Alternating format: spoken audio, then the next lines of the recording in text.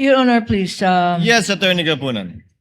The admonition of this Honorable Presiding Officer, Your Honor, is to be patient, Your Honor. Not In line admonition, request. Your Honor, I have been patient, but in line with these continuing questions, first, bringing in the House of Representatives, being in this Senate, Your Honor, we are...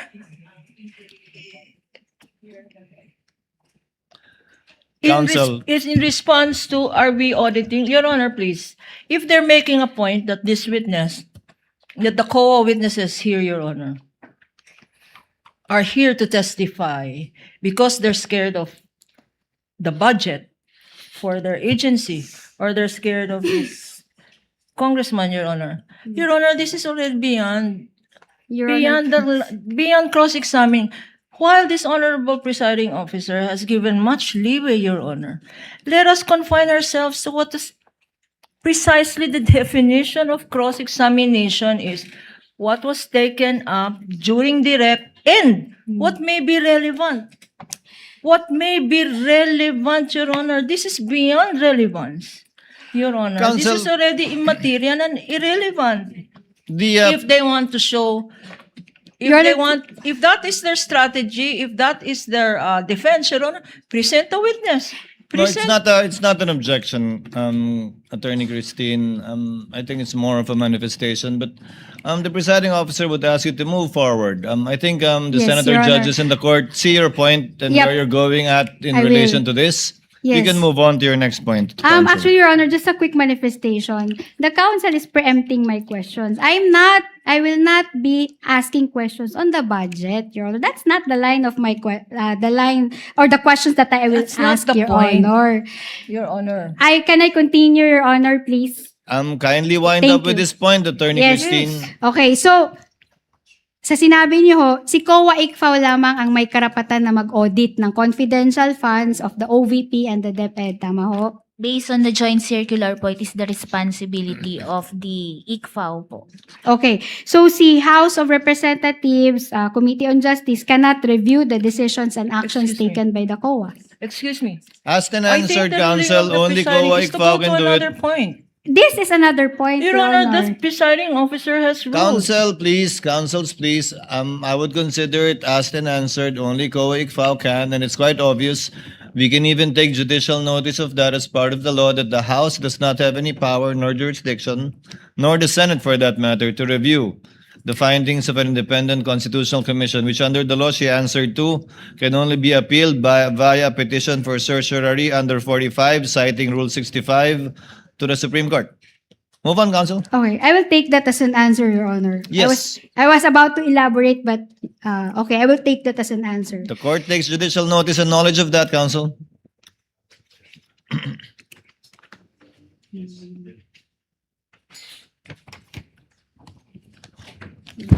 Tamo.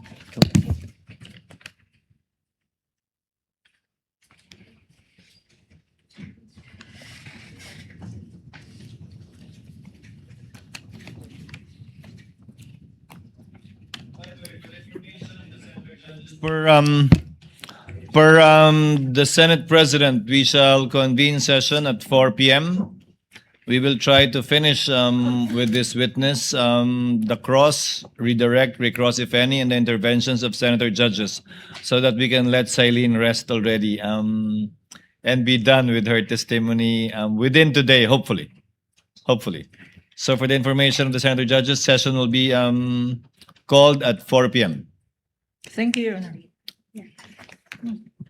Attorney Christine? Your Honor, I'm done with the cross-examination. Thank you, Attorney Christine.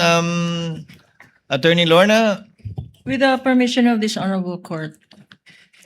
you may proceed when you're ready with your redirect, counsel. That we're ending at 4 o'clock does not give you permission to consume the time until 4 o'clock, Attorney Lorna, so that we still have time for the senator judges. Please proceed. Excuse me. I'll just remove my candy. Okay.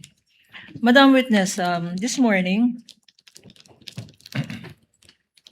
4 hours ago, You were asked, Madam Witness, about the process, the routing process in your office. And this was done in connection with a question on the chain of custody, on the integrity of the process. Ang tanong sa'yo, naiwanan nga ng mga dokumentong ito relevant to this liquidation of confidential funds sa office of the COA ICFAO. Opo, tama po. Iniwanan ni Attorney Wamil. Opo. And then by virtue of a directive to you by the office, you took over national agencies, correct? Yes po. Among them, the Office of the Vice President and the DepEd. Opo, tama Correct. po. Now, when you took over this function of evaluating the confidential funds of the Office of the Vice President at ang DepEd, yung mga dokumentong minana mo, ito ba ay certified documents lahat ng isang Davin Bakay? Pwede pong pakiulit. Paano pong certified ni... How are you able to ascertain na yung mga dokumentong iniwanan sa office ng ICFAO are the very same documents na tinurn over sa office ni Attorney Wamil? Nung ibinigay po sa akin ito, chinek ko din po yung nilalaman nito based dun sa transmittal letters po. So, na-check ko po na kung ano yung na-audit po ni Mr. Wamil, ito rin po yung naibigay sa akin. So, walang nadagdag na dokumento. Wala po. Walang binawasan na dokumento. Wala po. Wala kayong pinalitan, sinubstitute na dokumento. Wala po. In other words, the integrity, the completeness of all those documents left by Attorney Wamil with the office of the ICFAO remained complete. Yes po, tama po. Ano naman? Ibig sabihin ng routing. Kasi counsel here made mention of initials. Ano yung mga initials na yon? Yung mga initials po na nasa baba, yung sa AOM po, kung sino po yung action officer, tas sino po yung mga nag-review na division chief hanggang makadating po dun sa aming officer in charge. Kaya yun po yung mga nag-review dun sa AOM na yun. In other words, Madam Witness, hindi lang ikaw ang nag-decide ng AOM, ng notice of suspension, at ng notice of disallowance. You are not the only person who decided. Yes po, kasi dumadaan po ito sa review process from the action officer to the division chief to the officer in charge ng ICFAO po. So, hindi mo lang professional judgment to. Your Honor, please. The question is leading. Your Honor, please. We'll allow it. We'll allow it. I think that was already answered to by the witness earlier as well. Yes po. Okay. Ngayon, yung routing slip na yan, doon ba dumadaan ang mga dokumento?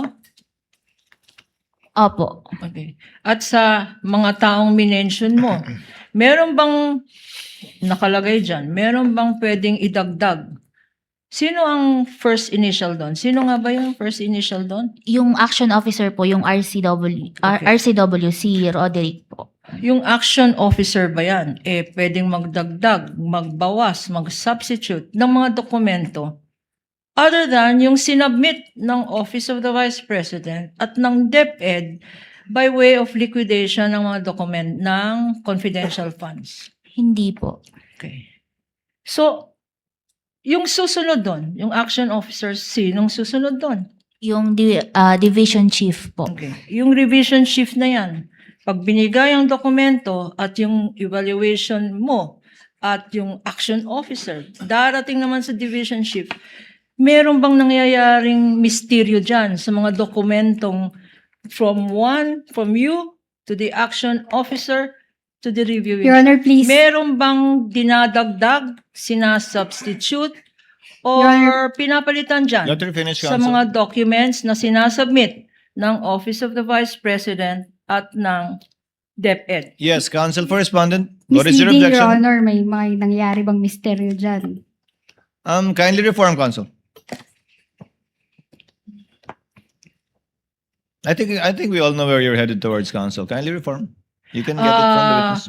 Sa mga dokumentong sinubmit ng Vice President ang DepEd, after it leaves you and goes to the next person, the action officer, and then the reviewing officer, are there other documents that are allowed to be inserted there or substituted other than what was actually submitted by the Office of the Vice President at ng DepEd para sa liquidation ng confidential funds? Yung mga dokumento lang po na yun, wala na pong nadadagdag, walang nababawas. So, ang ini-imply sa question ng Defense Counsel sa chain of custody, hindi sila sigurado sa chain of custody. Your Honor, please. Your Honor, This please. is my redirect, Your Honor. Kindly She was the one who brought it up Let on Attorney cross. Gapunan finish, Counsel. This was brought up on cross, Your Honor, implying, and I'm asking a redirect, based on, they were the ones that brought out, who are these people here? Proceed to your question, Attorney Gapunan. Okay. Masasabi mo ba na itong chain of custody ay may interruption ng dokumento? Meron bang substitution? Meron bang alteration? Itong dokumento na sinubmit ng Vice President at ang DepEd. Hindi po, kasi yung opisina rin po namin is, kami lang po yung nandun and may nakabantay po rito na security guard 24 hours. And yung document po na ito, nakalagay po ito sa cabinet na nakalock. Okay. So this COA ICFAO, ang nakakaalam lang ng mga confidential documents ay COA ICFAO. Merong mga ibang divisions ang COA? Nasa loob po kasi kami ng Office of the Chairperson, pero yung sa amin is nakatago po yung mga dokumento namin. Okay. Now, Madam Witness, you were presented with several activities at sabi ng Counsel for Respondent, enumerate niya. Itong specifically protective intelligence operation and places of engagement. Tinanong sa'yo, pag ba ang mga security guards ng presidente na-inspect daw ang routes prior to departure and arrival of the president, of the vice president, I'm sorry, for possible threats, for criminal groups. Yung mga security guards ng vice president, ini-inspect yung rota. Dadaan dito ang vice president. Office of the Vice President or DepEd. Dadaan dito. Tignan nga natin kung may komunista dito. Tignan nga natin kung may NPA dito. Tignan nga natin kung may terorista dito. Yan ba ay Your Honor, parte? please. Your I Honor. haven't finished. Let her finish, Is Counsel. that part of confidential activity or confidential funds?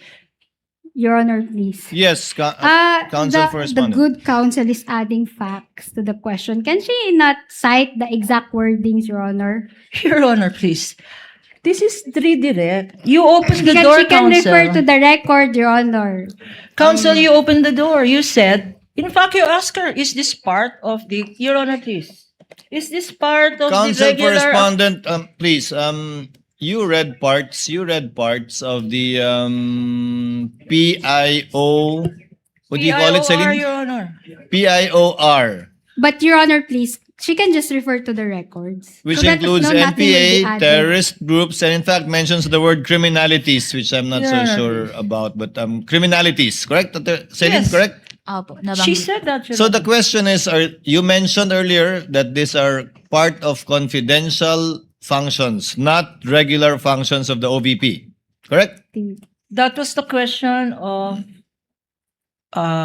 Counsel for Response. Exactly. She I don't responded to that understand, Your answer. Honor. Now, what is your question, Attorney My Gapan? question here is, okay, itong Office of the Vice President,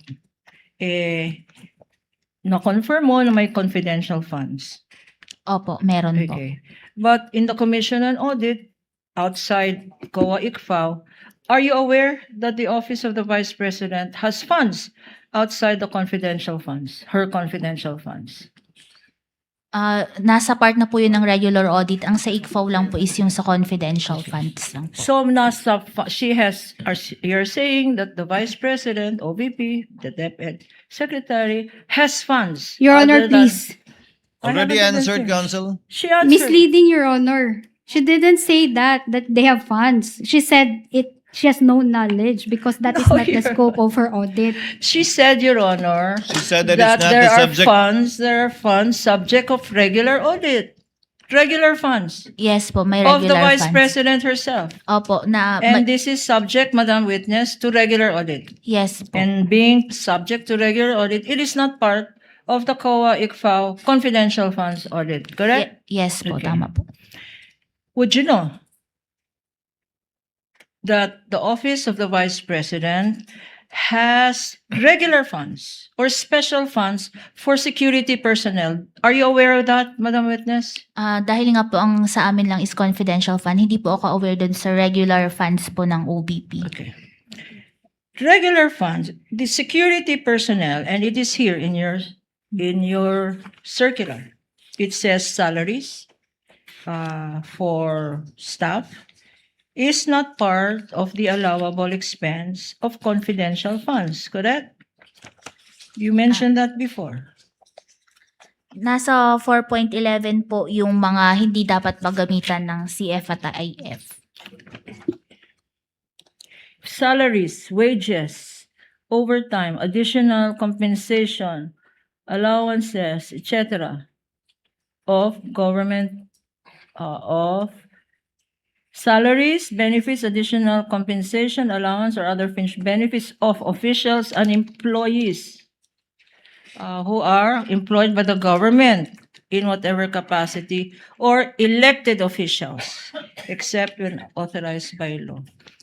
The office of the Vice President it is of public knowledge that the office of the Vice President has no less than 400 security guards. Are you aware of that? Public knowledge. Narinig ko po sa news. Yes.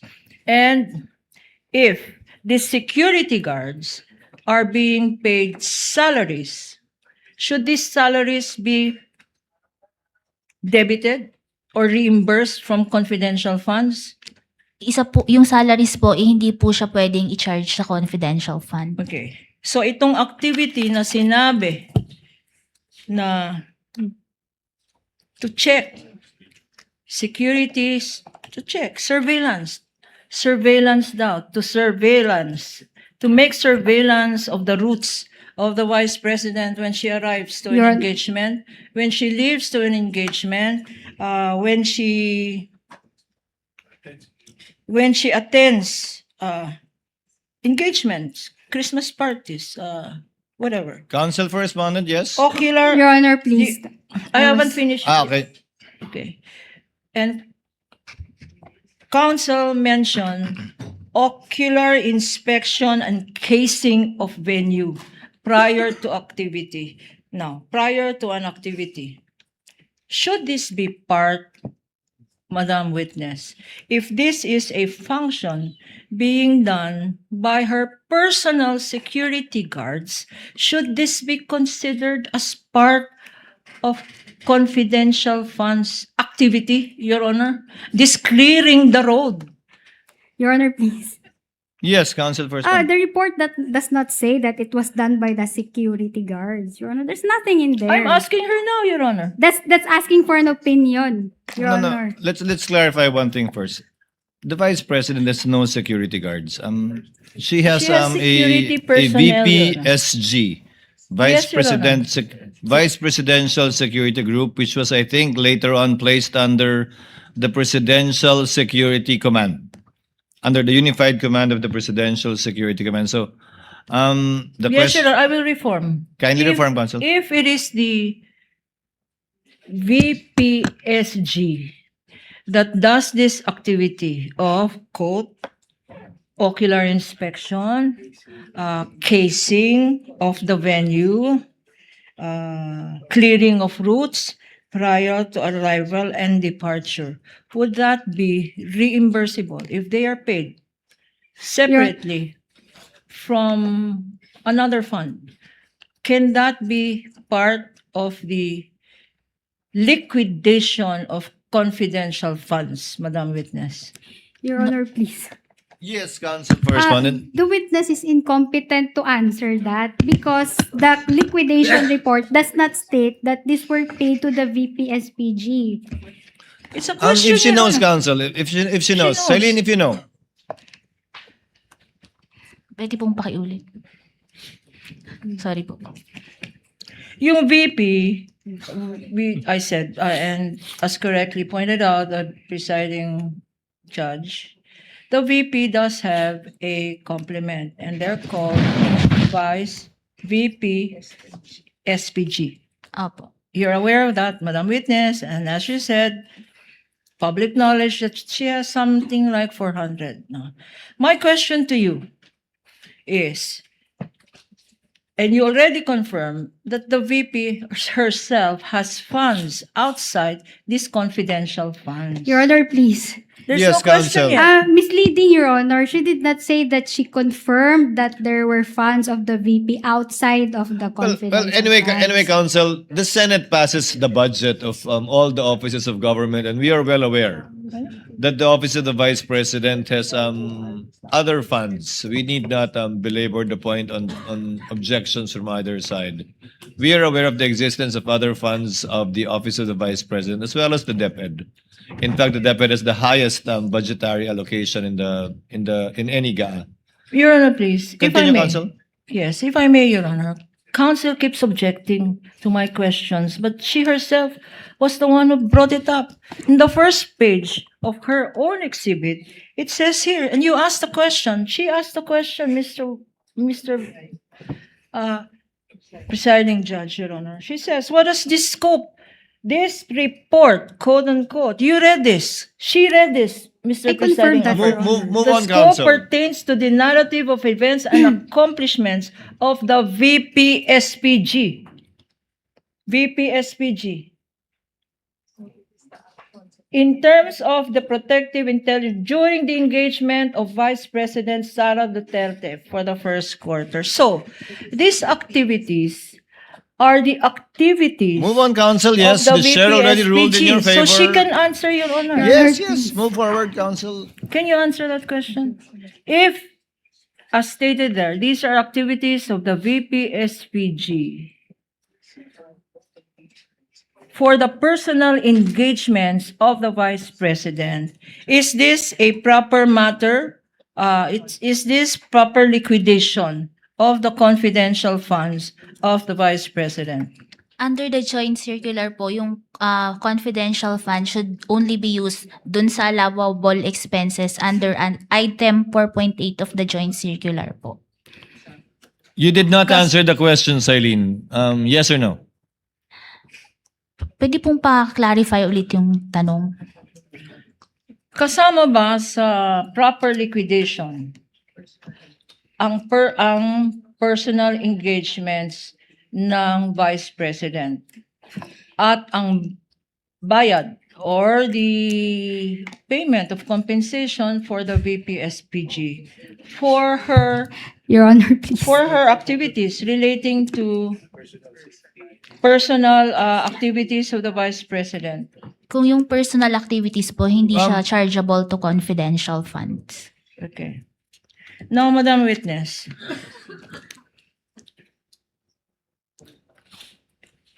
counsel asked you earlier about the mandate of the COA, and you are competent to testify on it. Okay. Correct? Opo. Opo. Now, I will ask you about the mandate. The mandate of the Vice President.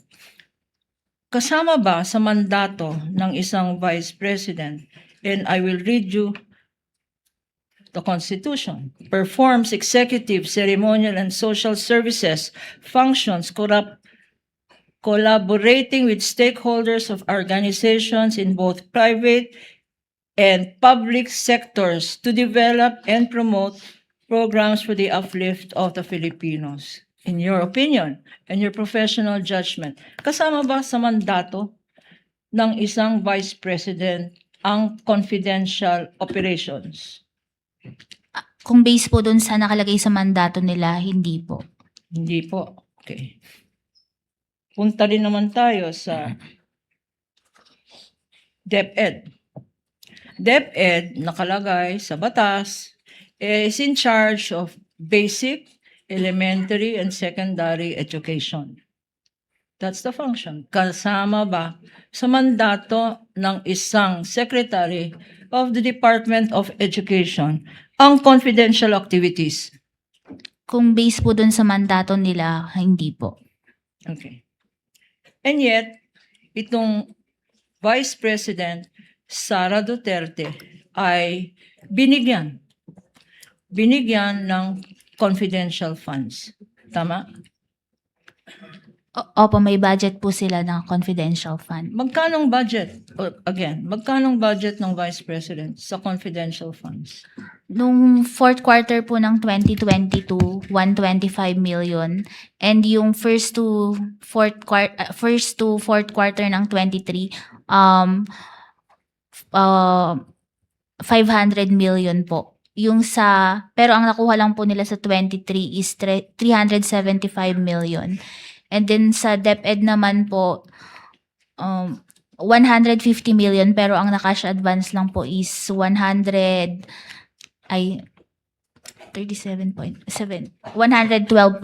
million. Okay. Let us now go to, tama ka, wala sa mandato both ng Office of the Vice President at ng DepEd ang confidential activities. Now, let's go to yung sinabi ng Counsel for the Respondent na quoted from the FIORS, itong report na sinubmit. Meron siyang sinabing activity. The activities read, Madam Witness, for the first quarter were pertain to January 2 to January 10 of 2023 for the first FIOR. Okay, first report, January 2 to January 10, 2023. Pero sa pagkaalam natin, and please confirm, on that date, on this period, January 2 to 10, na napakahaba ng binasa na activities ng Counsel for Respondent, wala pang confidential funds ang Office of the Vice President. During that period, January 2 to 10. And yet, Madam Witness, she is now saying that these activities, well, according to Counsel, that these activities for January 2 to 10 cited in this report are by way of liquidation for confidential funds. Paano nangyari yan? Can you explain to us, Madam Witness, how is it possible that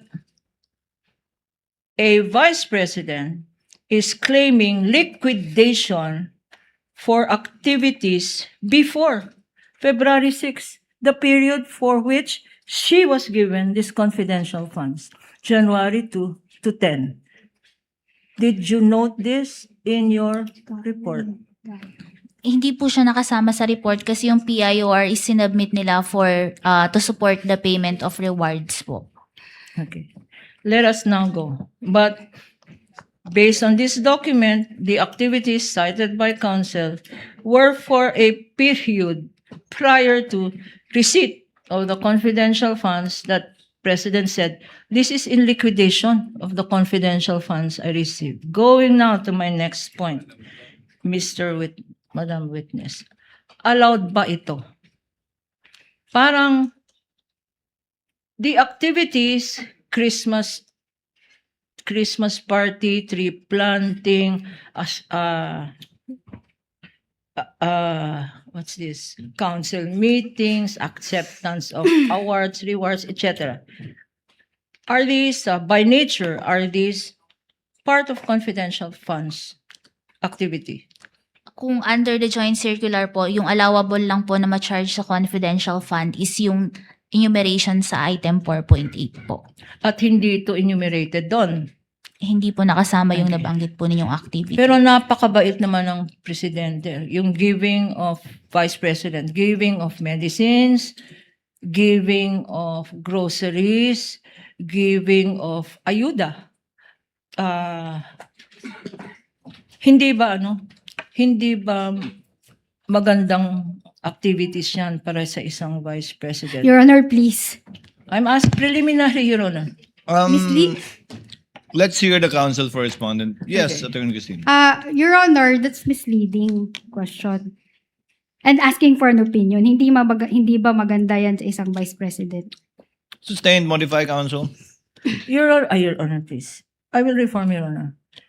This tree planting, these Christmas funds, this giving of assistance, giving of grocery, giving of medicines, are these funds,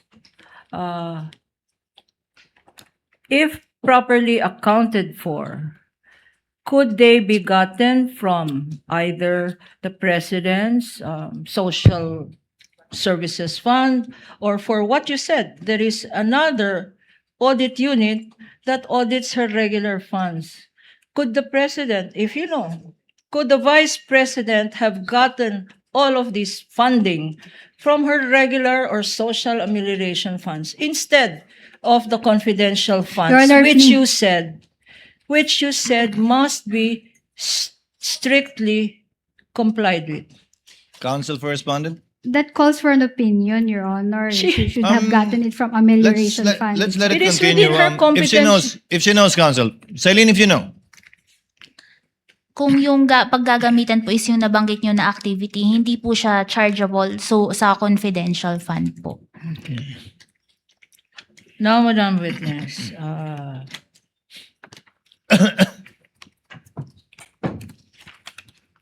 you said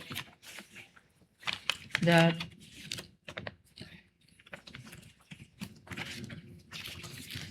okay. You were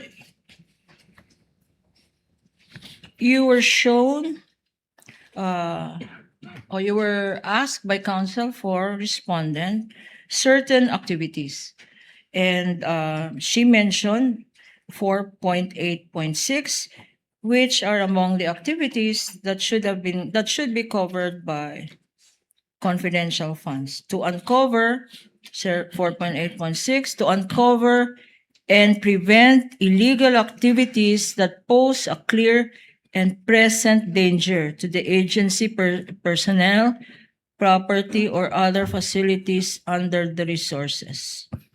And using this provision, counsel for respondent wants this provision to justify the expenses of the vice president as listed: illegal activity of communist, national terrorist.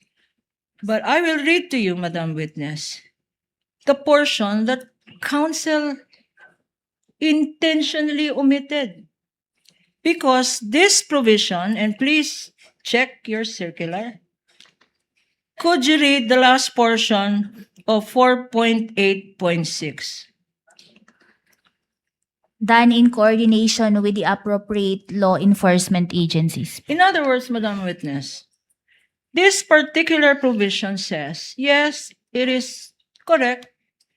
It is proper to use confidential funds to uncover, prevent illegal activities that pose clear and present danger. That is correct. But there is another requirement that counsel intentionally did not read, and that is that it must be done in coordination with the appropriate law enforcement agencies. My question to you, Madam Witness, in all the submissions of the Office of the Vice President or the DepEd as regards this uncovering and preventing illegal activities, did any of the submissions of the Vice President indicate which government agency they coordinated with as regards this uncovering or preventing of illegal activities? Your Honor, please. Counsel for respondent. The submissions of the President would answer that question, Your Vice Honor. President, Counsel. Vice Vice President, sorry. It The was all question is- submitted to Silene. Let Silene answer. Silene, Dun were po- there any submissions Meron that ba, okay, it was coordinated with the respective law enforcement agencies? meron bang sinabmit na dokumento ang Office of the Vice President na Madam Coa, ito po yung mga government agency na kasama namin na nag-implement nitong surveillance, nag-implement nitong binigay naming information para uncovering on preventing illegal activities. Meron bang listahan o dokumento na sinabmit ng Office of the Vice President or ng DepEd showing precisely the appropriate law enforcement agencies they collaborated with? Yung sa DepEd po, yung sa certification ng AFP to support the payment of rewards, may nakalagay po doon na coordination. Certification lang. Okay. Sa Office of the Vice President, Doon po, meron po ang nakalagay na doon sa PIORs nila, nakalagay po doon kung kanino sila coordinate po. Meron doon sa PIORs yung details. sino-sino ang mga national agencies na to? At more important, ano ang evidence of success? Ano ang connection ng coordination or pag-cooperate ng OVP or DepEd sa success? Na sinabi mo na another requirement, an important requirement in the liquidation of confidential funds. Meron bang documentos showing the success of this collaboration with the government agencies? That's a compounded question, Counsel. okay. If I may. Sabi niyo sa DepEd, may dokumento nagpapakita may coordination sa AFP. Sa Office of the Vice President, may dokumento ba nagpapakita ng koordinasyon sa law enforcement agency? Sabi niyo, oo.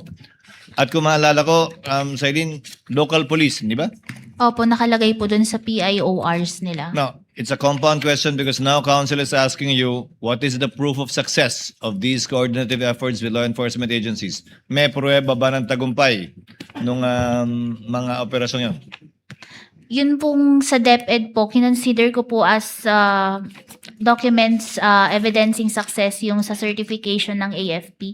Yung sa OBP po, yun po yung hindi na hinanapan ko pa ng additional documentation na nagpapakita ng success. Particular dun sa portion na nagbayad ng reward, Opo, tama. hindi sa impormasyon.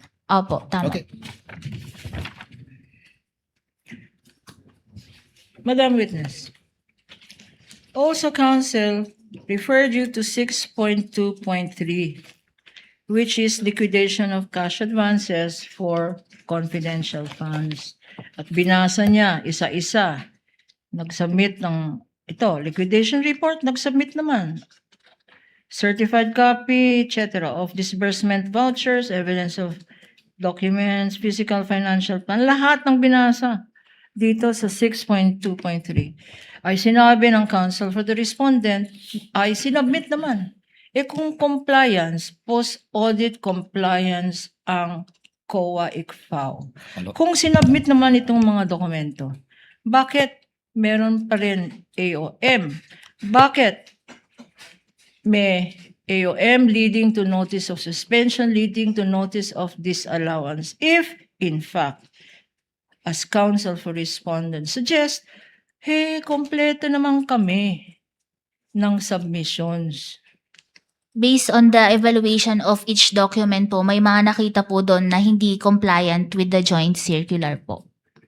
And kagaya ng, just very briefly. Yun po, gaya yung sa OBP po, yung payment of rewards which were not supported with documents evidencing success, and yung mga purchases po na hiningan ko ng other documents that deemed necessary in the audit po.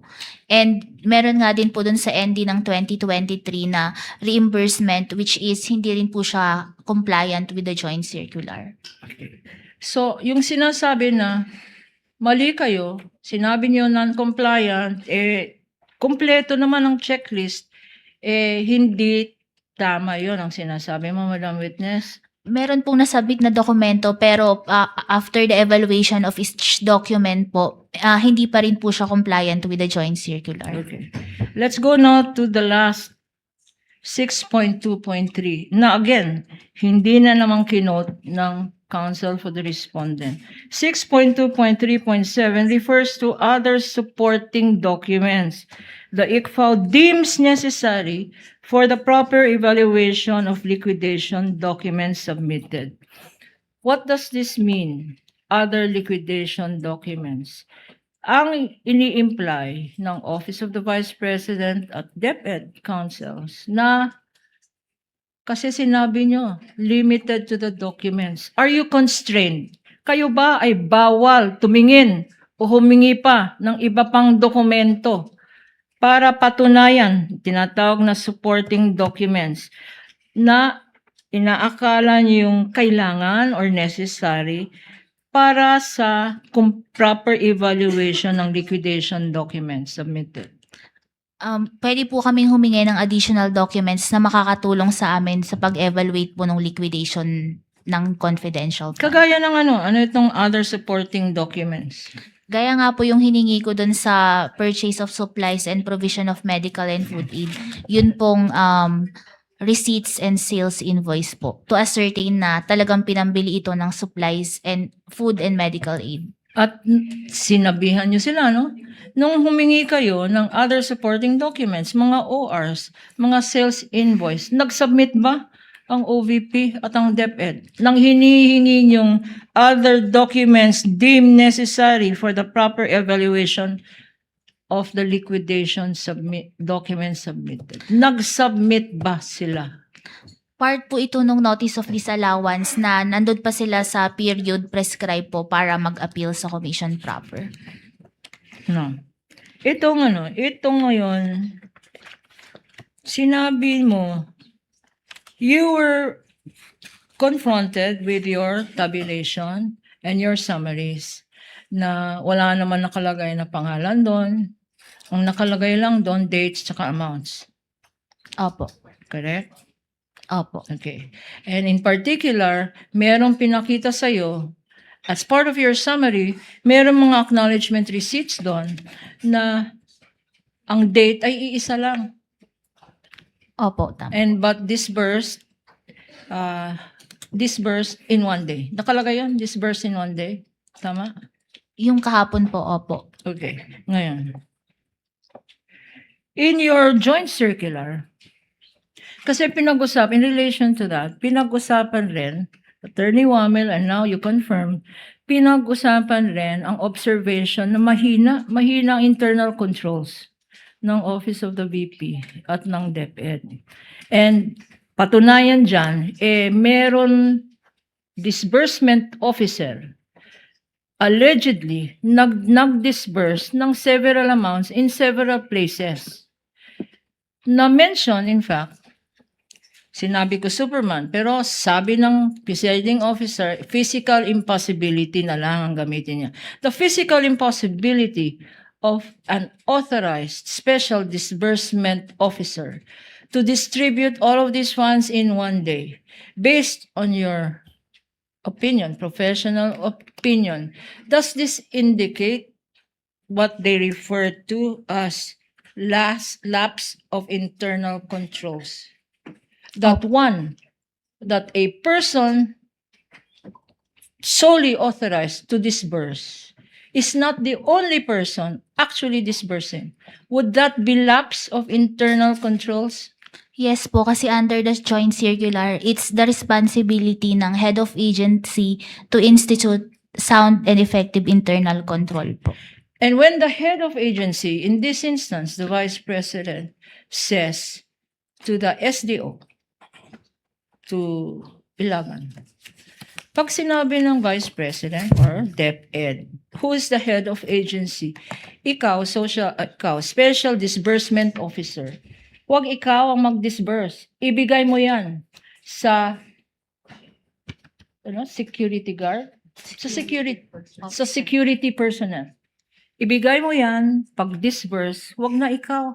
Ibigay mo sa security personnel, knowing, or she ought to know, she knows or ought to know as head of agency and as a lawyer, knows or ought to know that the person expressly authorized by law is the only person authorized to disburse public funds. Tama ba yan? Is that an indication of tight internal controls? Hindi po. Going now to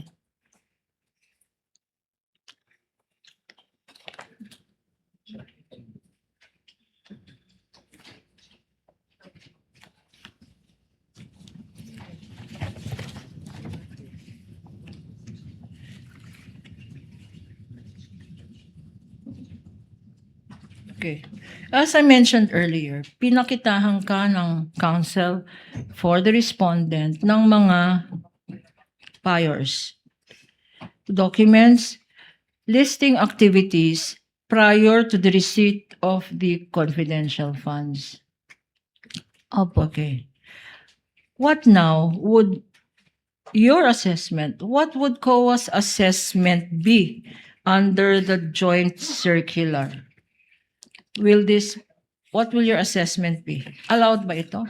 Under po kasi sa joint circular, kung itong expenses is before the cash advance, ito ay reimbursement, which is a violation po ng item 6.1.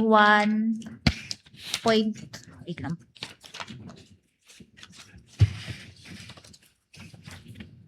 Under po sa joint circular, yung sa 6.1.2, sabi po dito, in no case shall cash advance for CFN or IF be utilized as reimbursement of the expenses prior to the granting of the cash advance. Okay. So these are disallowed expenses. And yet, knowing that hindi naman covered ito ng kinash advance nila na confidential funds, sinubmit pala nila. Ano yan? Palagay ko. Ano yan? Palusot ba yan?